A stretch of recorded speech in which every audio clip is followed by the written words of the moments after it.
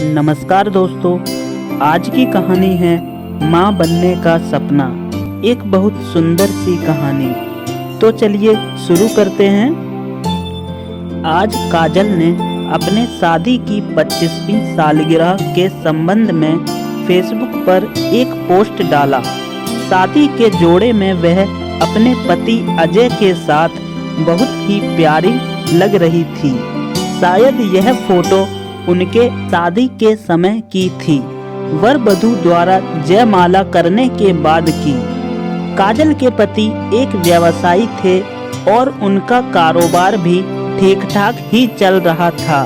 दोनों ही बहुत हंसमुख और सामाजिक व्यवहार के थे।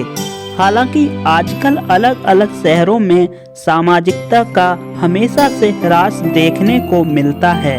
फेसबुक पर उनका इस सालगिरह वाला पोस्ट आते ही उनके परिवारजनों, मित्रों और शुभचिंतकों की शुभकामनाएं आना शुरू हो गईं।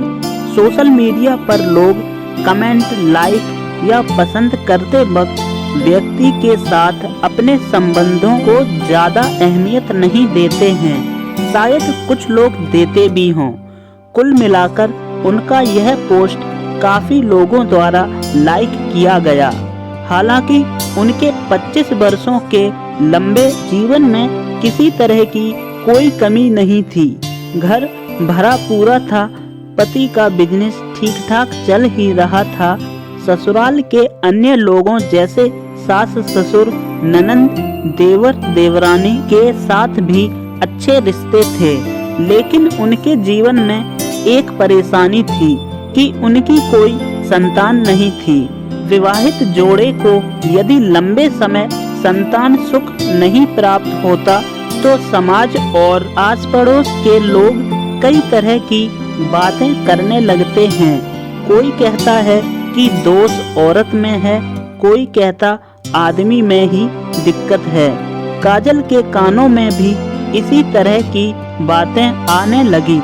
उसने सारी बातें अपने पति और परिवार वालों को बताई। उनके परिवार वाले बहुत अच्छे लोग थे और उन्होंने उनका पूरा साथ दिया। किसी ने सुझाव दिया कि आजकल नई तकनीक IVF आई है, जिससे कई लोगों को संतान सुख प्राप्त हुआ है। लेकिन सच ही कहा गया है, जो होने वाला होता है वही होता है। लोगों के कहने पर IVF के माध्यम से भी संतान प्राप्ति की कोशिशें की गई, लेकिन कोई फल प्राप्त न हो सका। हमेशा यह देखा गया है कि यदि कोई औरत संतान सुख नहीं दे पाती है तो आदमी को घर वाले दूसरी शादी की सलाह देते हैं या फिर ताना मारने लगते हैं। लेकिन काजल इस मामले में किस्मत वाली थी कि उसके ससुराल वाले लोगों ने हमेशा उसका साथ दिया। कभी कभी वह अपने पति से भी कहती कि मैं आपको संतान सुख नहीं दे पाई, तो उसके पति उसे बहुत प्यार से समझाते, इसमें तुम्हारा कोई दोष नहीं है, क्या पता इसका दोषी मैं ही हूँ। खैर, चाहे कारण जो भी हो, उनके जीवन में कभी किसी ने किसी भी तरह की कड़वाहट नहीं देखी। समय बीतने लगा।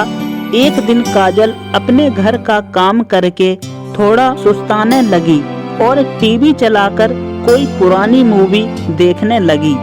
विज्ञापन ब्रेक में उसने टीवी स्क्रीन पर एक खबर देखी कि निसंतान दंपत्ति यदि बच्चे को गोद लेना चाहें तो दिए गए पते पर संपर्क करें।